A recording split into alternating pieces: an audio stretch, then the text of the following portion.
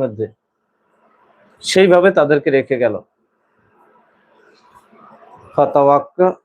ফাতাওয়াল্লা আনহুম, অথবা ঘুরে মুখ ফিরিয়ে নিল তাদের থেকে। ওয়াকালা ইয়া কাউমি, এবং বলল, হে জাতির লোকেরা, লাকাদ আবলাগতুকুম, কার্যত আমি তোমাদের কাছে পৌঁছেছি, তোমাদের কাছে আমি পৌঁছে দিয়েছি রিসালাতা রব্বি, রিসালাত আমার প্রতিপালকের, অনাসাহাতু লাকুম